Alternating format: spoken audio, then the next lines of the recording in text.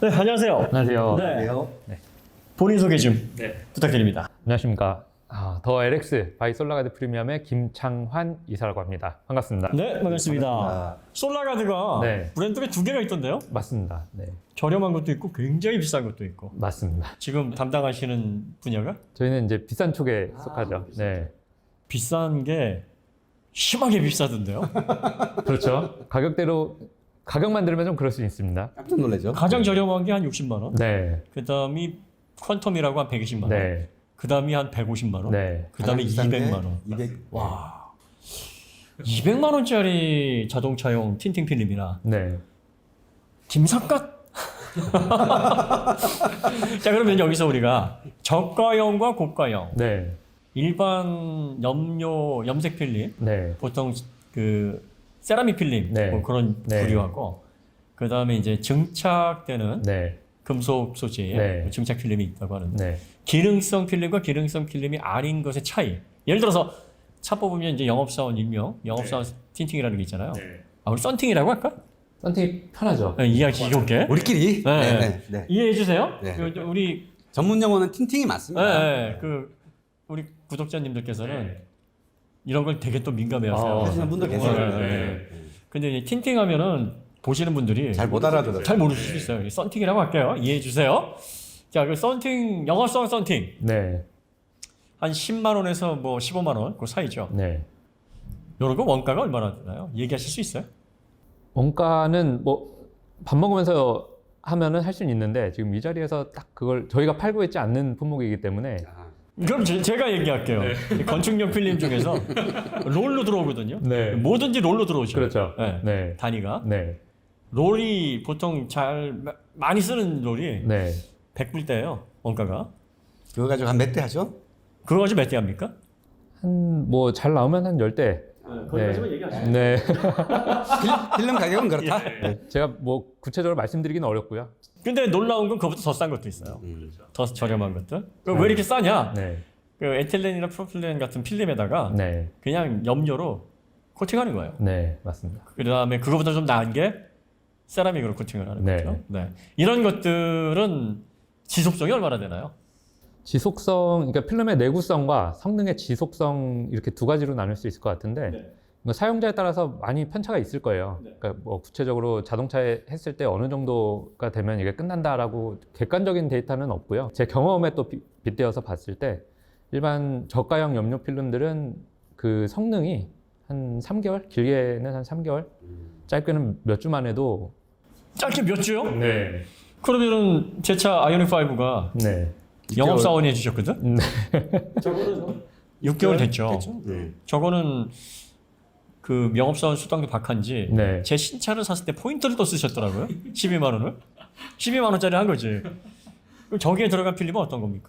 제가 아까 봤는데 뭐 이제 가장 저가형이라고 보시면 가장 저가형이요? 네. 그 색상만 남아 있었던 거예요. 아, 그럼 기능은 뭐 이제 없어졌다고 봐야 되겠네요? 기능을 일단 열 차단 성능 자체가 애초에 기대할 수 있는 정도의 열 차단은 아예 들어가 있지 않고 네. 자외선 정도만. 자외선 차단율도 이게 좀 깊게 들어가면 자외선 UV도 이제 UVA, B, C가 있거든요. 그렇죠. 근데 B, C 같은 경우는 대기에서 거의 다 흡수가 되거나 대기를 형성하는 데 쓰이기 때문에 실제로 저희한테 중요한 건 UVA예요. 그렇죠. 그게 이제 280 나노미터부터 한 400 나노미터까지 이렇게 영역이 있는데 그 파장대를 잘 차단하는지를 검사를 해야 되는데 그렇지 않을 확률이 더 높아요. 네. 그럼 그렇게 짧은 파장도 차단을 못 하는데 더 긴 파장인 적외선 같은 거는 뭐 그냥 통과네. 영역 자체가 적외선은 이제 보통 한 750에서 한 3000 나노미터까지 굉장히 범위가 넓거든요. 그거를 다 커버할 수 있을 정도의 그런 성능 자체가 나오지 않습니다. 염색 필름으로는 그런 걸 아예 성능을 테스트 과정도 거치지 않을 가능성이 높고요. 그러면 왜 그렇게 지속이 안 되는 건가요? 일단 열 차단이라는 건 두 가지로 구분을 할 수가 있는데 열을 흡수해서 차단하느냐 아니면 열을 반사시키느냐의 차이가 있어요. 그래서 열을 흡수하는 방식들은 당장은 열을 머금기 때문에 열이 차단되는 것 같다가도 이제 성능의 지속성을 따졌을 때는 그 물질이라는 거 어떤 물질이든 열을 많이 내포하게 되면 본인이 감당할 수 없으면 변형이 이루어지기 때문에 열을 항상 뱉어내야 돼요. 항상 저희 이제 브레이크 패드도 마찬가지잖아요. 열을 먹으면 그걸 자꾸 식혀야만 브레이크 제동 능력이 발휘되는 것처럼 이 열 차단 필름들도 이제 머금었던 열을 뱉어내야만 또 머금을 수 있거든요. 근데 보통 열이라는 건 뜨거운 데서 차가운 곳으로 이동하게끔 돼 있죠. 경로가. 그러다 보니까 이제 여름철에는 자동차 실내가 시원하고 에어컨을 틀어놓기 때문에 머금었던 열을 이제 자동차 실내로 계속 재방사를 하기 때문에 성능의 지속성이라고 그렇게 할 수 있나? 그런 사실 좀 어렵죠, 말씀드리기가. 겨울에 후끈하게 데워놔도 네. 또 거기 밖으로 다 이렇게 그렇죠. 머금고 빠져나가고 머금고 빠져나가고 그러면서 그 과정에서 감당하지 못하는 영역에서 변형이 일어나고 네. 결국은 원래의 초기의 성능이 그런 식으로 해서 약화돼서 대략 3개월 정도면은 원래 기능을 잃어버린다. 그럼 심한 조건에서 열 흡수형 필름 같은 경우는 한여름에 차를 밖에 세워놨다.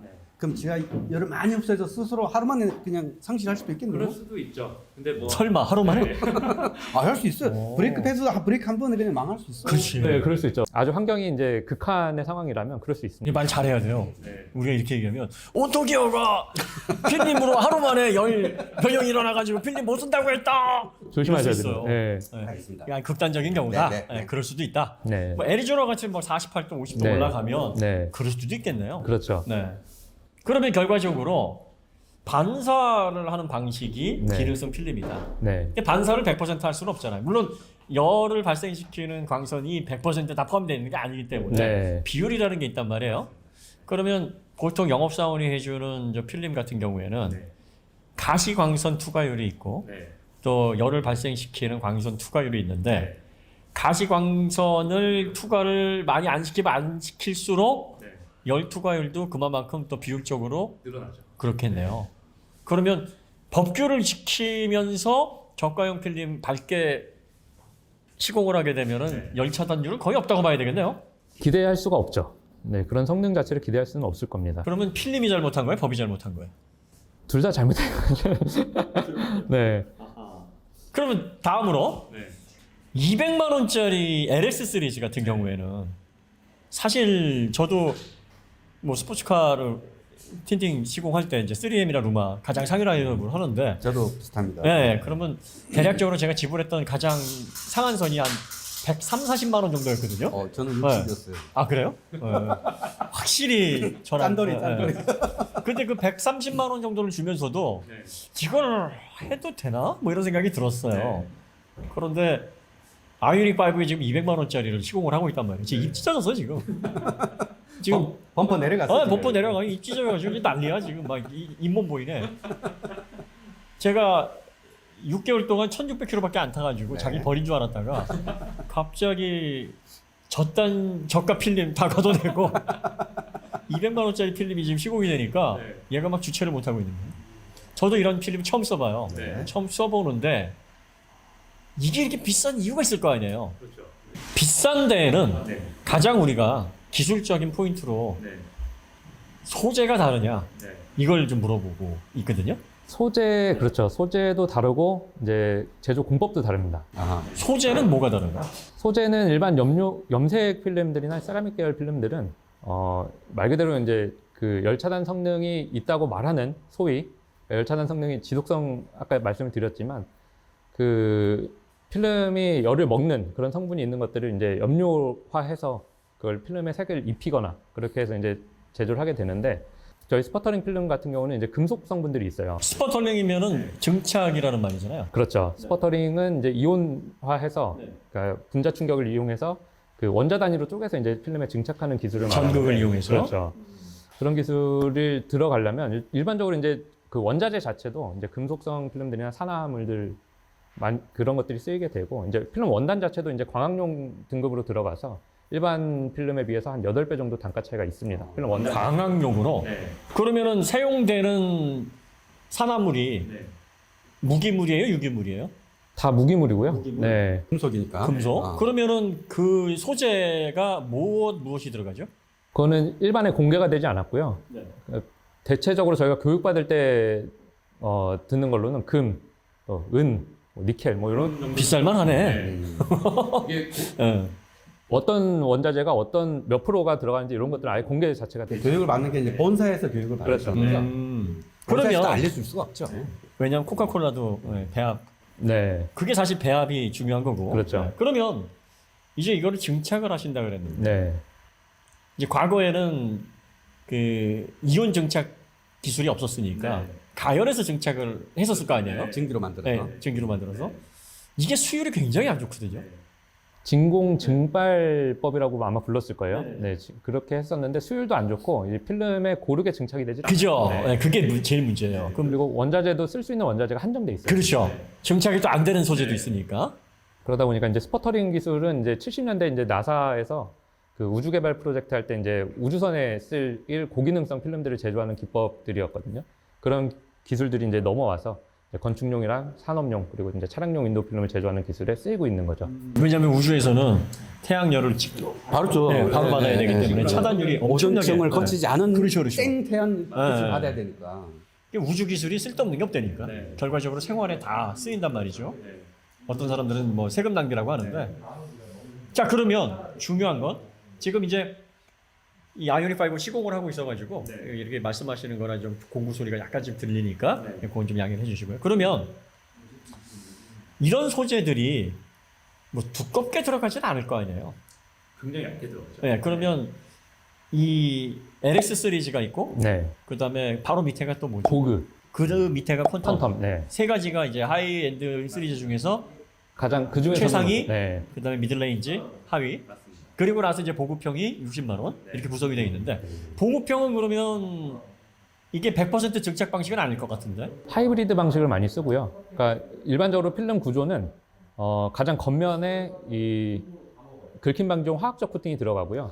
그 다음에 필름 원단이 들어가고 또 한 장의 필름 원단이 들어가고 이제 유리면에 붙는 접착제가 들어가게 되는데 이 필름 원단에 금속 성분이 증착이 됐느냐 아니면 염색 필름이 들어갔느냐 요걸로 해서 이제 하이브리드 등급으로 이제 들어가고요.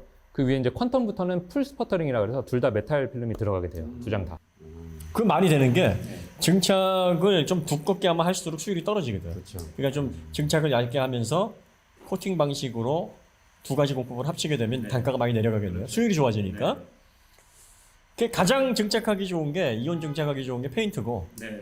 그 다음이 이제 유기물이고 무기물이 제일 힘들거든요. 공법 중에서. 그래서 디스플레이도 유기 발광 다이오드가 유기물을 통해서 증착을 시키는 건데 그래서 퀀텀으로 가야 된다는 거잖아요. 무기물이 수명이 번인도 없고 수명이 기니까.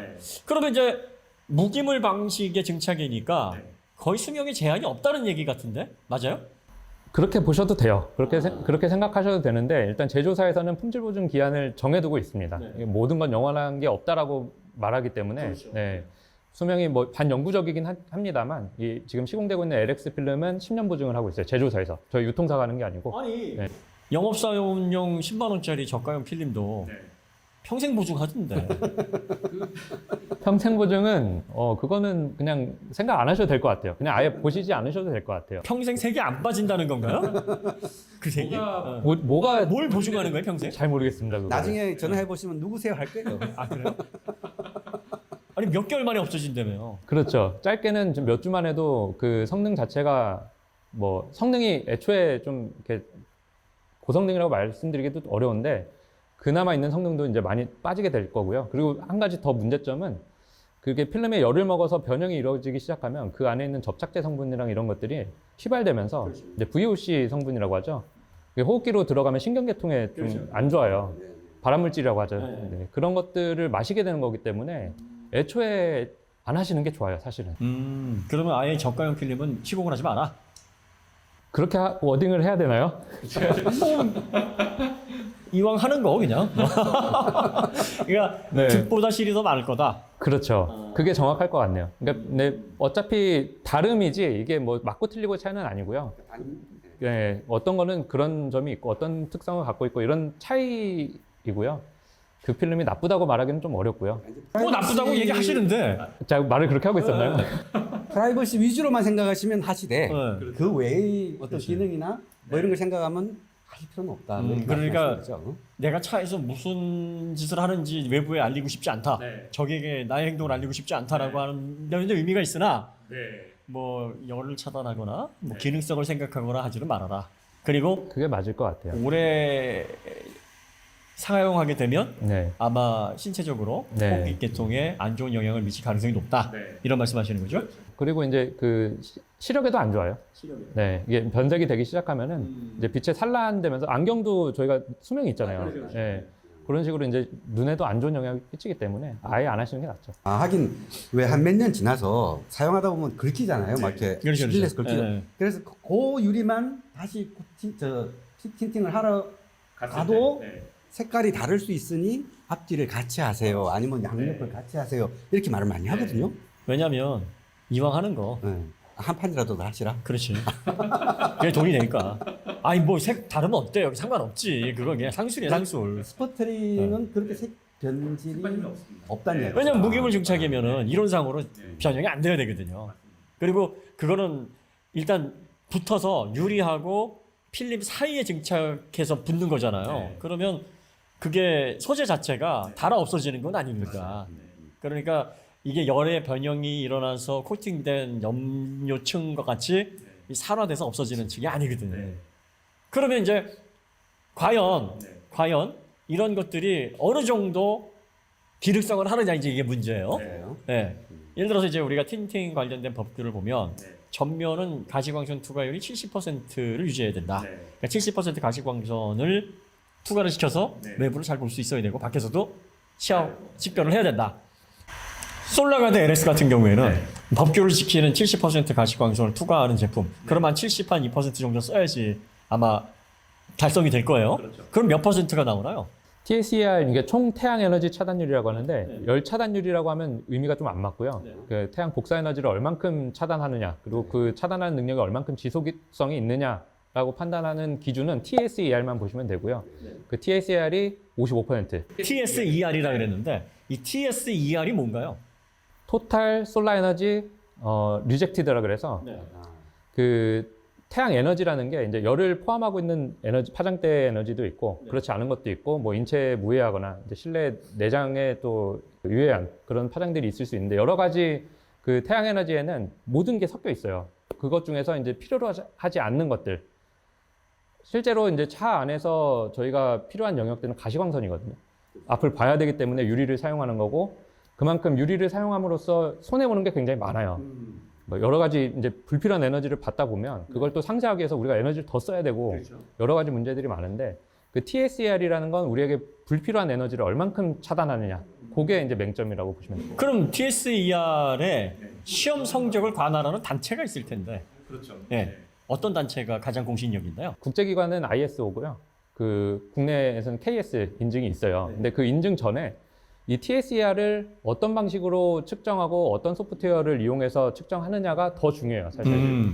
ISO나 뭐 KS나 이런 것들은 이제 뭐 ISO는 산업 관련해서 인증이고 KS도 뭐 나라에서 하는 인증이라 뭐 이런 것들은 뭐 공산품으로 판매를 하려면 당연히 받아야 되는 거잖아요.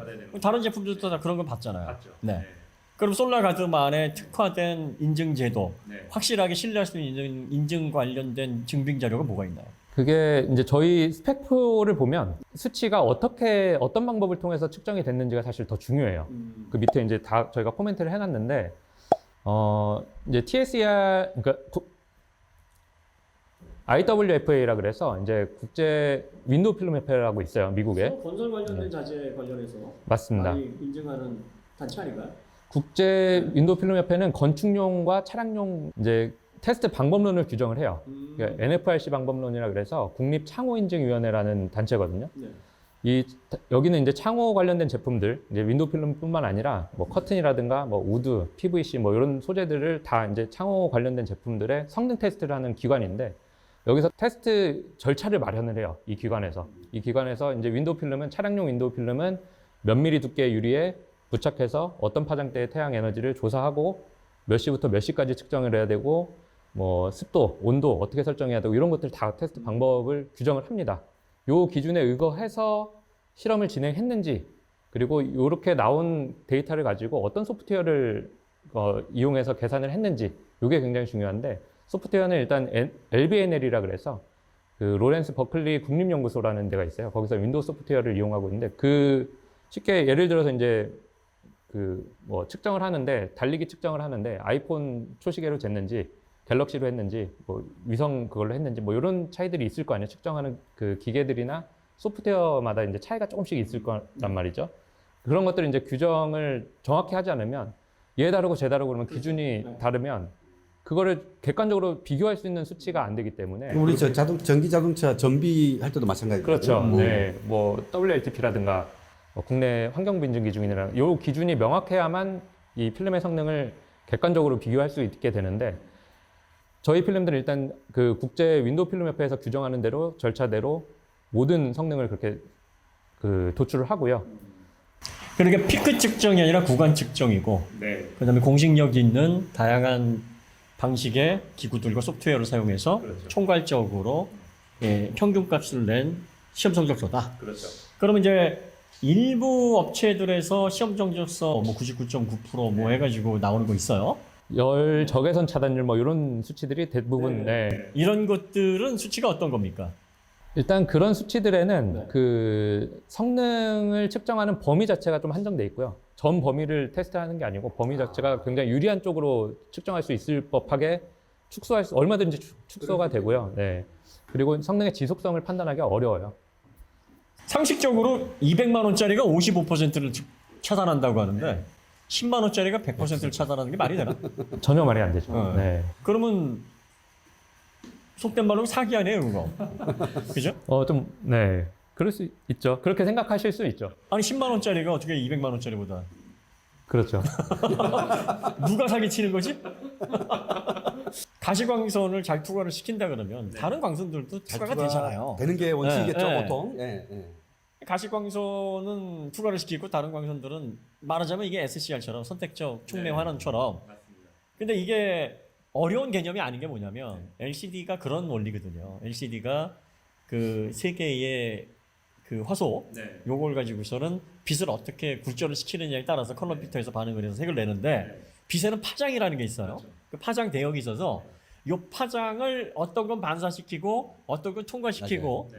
요런 식의 기술적인 설계가 돼 있으면 가능한 거거든. 그렇죠. 금속 입자의 배열이나 이런 걸 스퍼트링하는 그 과정을 통해서 그렇죠. 설계된 대로 스퍼트링해서 나왔으면 그걸 디자인할 수 있다는 이야기죠. 그렇죠.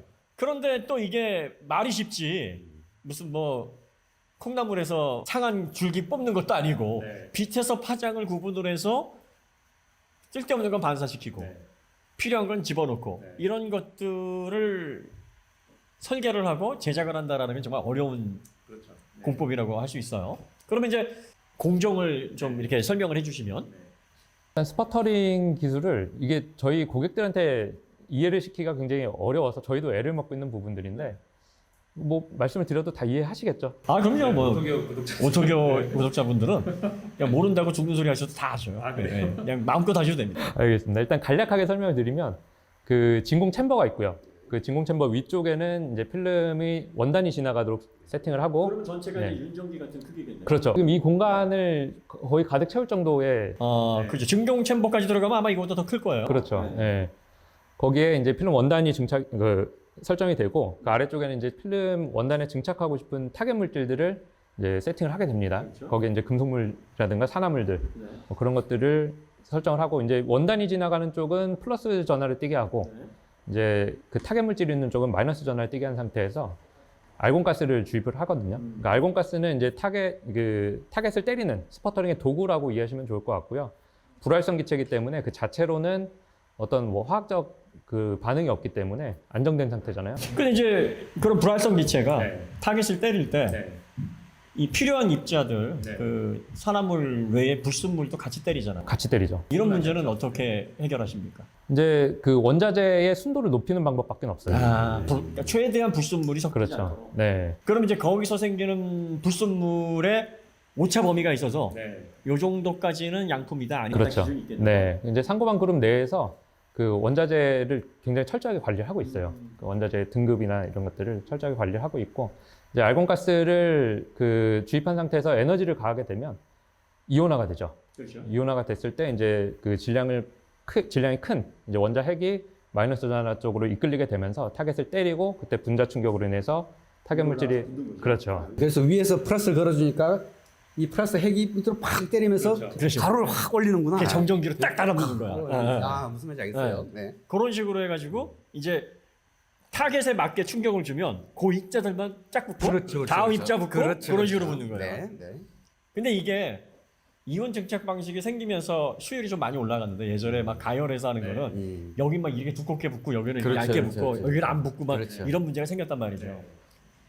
그럼 이제 가만 들어봐도 이 불활성 기체 자체도 사실 비싸요. 싸질 않단 말이에요. 그다음에 이게 진공 챔버 같은 경우에는 산소를 차단해야 되는 시설이란 말이에요. 그리고 진공 챔버가 한번 설치하게 되면 수명이라는 게 있단 말이에요. 공정 자체가 상당히 비쌀 수밖에 없겠네요. 그러니까 거기 들어가는 소재 자체가 비싼 게 아니라 거기에 들어가는 공정과 또 제작 과정, 수율로 생기는 비용 상승이 문제겠네요. 더 크죠, 그게. 네. 기술자 역량도 엄청 크게 좌우를 합니다. 그러면 여기서 사용되는 필름도 일반적으로 증착이 되려면 일반적인 저가형에 들어가는 필름을 사용할 수도 없어요. 그렇죠. 네, 인장 강도가 좀 있어야 되고 또 증착도 잘 돼야 되니까 특수 가공 필름이 들어가야 되고 그 다음에 증착이 된 다음에 또 코팅을 또 해야 되잖아요. 긁힘 방지. 네. 두께가 좀 많이 있을 것 같은데? LX 필름 같은 경우는 이제 두께가 3mm 두께가 있고요. 2mm짜리도 있는데 3mm짜리는 밀리미터로 환산을 하면 0.075mm 정도가 돼요. 이게 그 1mm 1000분의 1인치거든요. 0.075mm고 이제 일반적으로 쓰는 염색 필름이나 그 시중에 나와 있는 세라믹 계열 필름들에 비해서 두께가 한 1.5배에서 3배 정도는 더 두껍다고 보시면 될 것 같아요. 3mm라 그러면은 제가 알기로는 자동차에서 쓸 수 있는 가장 두꺼운 필름이죠. 맞습니다. 네. 보통 우리가 왜 방탄 필름이라 그러는 게 네네. 한 9mm 정도. 네, 네, 네. 그러면 총알도 튕겨낸다는 건데. 그러면 일단 방탄 성능이 있다라는 거는 네. 약간 좀 과장스러운 거네. 방탄이라는 단어 자체가 좀 과장이 섞였다고 보시면 될 것 같고요. 안전, 세이프티 기능이라고 보시면 될 것 그렇죠, 같아요. 그렇죠. 네. 그러니까 파편을 방지한다. 그렇죠. 유리가 산산조각 나서 튀는 걸 방지하는 정도다. 그리고 사고가 났을 때 그 파편들, 다른 자동차의 파편들이 굉장히 많이 튀거든요. 그런 것들이 이제 실내로 유입되지 않도록 막아주죠. 아, 그러면 이게 총 몇 겹이 되는 거죠? 총 이제 긁힘 방지 코팅이 있고 필름 원단 2장이 붙고 그 접착제가 붙어서 이게 4중 구조로 되어 있습니다. 접착제층은 PS 접착제라 그래서 이 압력을 감압하는 그런 압력을 인지해서 접착력을 발휘하는 그런 일반 접착제가 아니라 네. 압력을 가해야지만 부착이 되는 그렇죠. 거겠네요. 네. 아, 그럼 이상이 소위 안 되면 헤라로 긁어야만 네. 부착이 된다. 아. 저희 스퀴징 할 때 이제 마지막에 이제 장착하는 과정에서 물을 빼거든요. 이 3mm LX 같은 경우는 물 빼는 것도 굉장히 힘들어요. 이 웬만한 힘을 가하지 않으면 잘 빠지지가 않습니다. 두껍고 네. 일단 그렇죠. 그리고 접착층도 특이하고. 그렇죠. 네. 그러면 보통 완전히 고착되는 데까지 시간이 얼마나 걸리나요? 보통 여름철에 한 3개월, 그리고 겨울철에 한 6개월 정도 보고 있습니다. 6개월. 네, 양생 기간을. 네. 양생 기간. 그러면 이제 창문을 내리고 올리는 건 한 2, 3일이면 네, 그 정도면 될 거고요. 그 다음에 완전히 수분기가 다 빠지고 네. 접착이 딱. 그렇죠. 필름이 완전히 동화되기까지는 한 6개월 정도 보시면 될 것 같아요. 그럼 그 전까지는 약간 이렇게 틈이라든지 뭐 수분기라든지 이런 네. 시공 불량 같은 현상이 보일 수 있겠네요. 아른거리는 현상이 있을 수는 있어요. 그것 때문에 실제로 연락도 많이 오고요. 왜 이러냐? 네. 200만 원짜리가. 네. 시공 잘못한 거 아니냐. 뭐 그 설명하는 것도 조금 어렵죠. 난감하겠네요. 일단 기다려보세요 하는데 불안하죠. 그렇지, 그렇지. 돈을 많이 썼는데 잘못된 거 아닌가 하는 불안감이 있으신데 그냥 믿고 기다리시면 될 것 같아요. 믿고 기다려라. 네. 좋습니다. 네. 자, 그럼 10년 보증이라고 하셨는데 네. 10년 보증에 들어가는 범위가 어디까지입니까? 보증되는 범위. 네. 일단 뭐 필름의 성능이 있을 수가 있고요. 첫째로는 필름의 성능이 저하된다거나, 네. 뭐, 기분 탓으로 뭔가 이렇게 투과를 많이 하는 것 같아요. 작년 여름에는 시원했는데 올해 여름에는 올해는 영 시원하지가 안 않아요. 시원해요. 이런 것도 되나요? 뇌피셜은 좀 어려울 것 같고요. 뇌피셜은 네. 어렵다. 일단 뭐 객관적으로 그걸 증명할 수 있어야만 그게 되는데 사실 소비자분들이 그걸 하기가 굉장히 어려워요. 나 같은 사람 하거든. 네. 평균적으로 한 달 온도 해가지고 네. 작년에 이랬는데 네. 평균적으로 1.5도 올라갔는데 그럴 수 뭐 이런 있어요. 거는 네. 증명이 됩니까? 그런 거 갖고 오시면 해드릴게요. 네. 아. 네. 자, 그러면 뭐 그거는 좀 뇌피셜이라 그렇고 네. 이런 거 있잖아요. 네. 변색 변색, 그렇죠. 눈에 보이는 거. 이런 건 당연히 될 테고 당연히 되죠. 윈도우를 내렸다 올렸다 하게 되면 이렇게 선이 가는 경우가 있어요. 네. 이 저가인 필름에서 한 달만 지나도 그런 선들이 그렇죠. 있는데. 긁힘. 그다음에 우리 딸내미는 이렇게 필름에다가 자꾸 스티커를 붙였다 뺐다. 네. 그러면 이제 손톱에 의해서 네. 손상되는 경우도 있어요. 네. 이런 것도 보증이 되나요? 다 됩니다. 근데 웬만한 긁힘 방지는 긁힘은 좀 방지가 돼요. 그러니까 긁힘 방지 코팅이 돼 있는데 이것도 특허가 들어가 있고요. 뒤로 가더라 그래서 이제 화학적 코팅이 들어가요 한번. 저희가 실험을 자체적으로도 하는데 무슨 짓을 해도 잘 긁힘이 발생하지. 경도로 따지면은 대충 어느 정도 나옵니까? 글쎄요, 그렇게까지 객관적인 데이터로는 만들지 못했는데. 아 경도 측정은 안 해주세요? 네. 파손 같은 경우도 이제 3밀 같은 경우는 일반적으로 이제 자동차 측면 유리가 그 강화 유리로 돼 있잖아요. 보통 두께가 3T에서 한 5T 정도 돼요. 근데 여기 이 강화 유리들은 보통 한 15줄 정도의 힘은 견뎌요. 그 이상이 넘어가면 이제 깨지게 되는데 LX 3mm 정도 시공하시면 한 80줄에서 150줄까지. 150줄이요? 네. 그럼 몇 배야? 10배네. 네. 만약에 또 파손이 돼서 깨진다 하더라도 이제 뚫고 들어가지 못하기 때문에 근데 사실 뭐 유리에다가 필름을 붙이면은 그 충격에 저항하는 힘이 강해지긴 해요. 네. 유리를 이렇게 당기기 때문에 조직 자체를 강화시킨다. 네. 근데 지금 강화되는 그 비율이 상당히 높네요. 높죠. 네. 그러면서 뚫고 들어가지를 못하니까 방범의 효과도 크겠네요. 미국에선 그런 기능 때문에 인기가 더 높아요. 이제 도난 사고가 많기 때문에 이제 강도들이 깨고 들어가지 못해서 당황해서 막 도망가는 거. 네. 그 몇 초의 차이가 그렇죠. 굉장히 크거든. 네. 순간적으로 생각하겠죠. 이걸 그렇지. 한번 더 두드려 볼까? 도망갈까? 그렇지. 차에서는 삐걱삐걱 거리고 한 번에 깨져야 되는데 그러니까. 그걸 몇 번에 걸쳐서 내리칠 강심장을 가지고 있는 소득은 많죠. 그렇죠. 그것 때문에도 인기가 굉장히 많습니다. 더군다나 가장 중요한 건 사고 났을 때. 그렇죠. 네. 그 아이가 뒤에 탔는데 네. 측면에 추돌을 당하게 되면 유리가 비산이 유리파편이 돼갖고. 얼굴에 튄다 그러면 진짜 생각하기도 끔찍하잖아요. 그렇죠.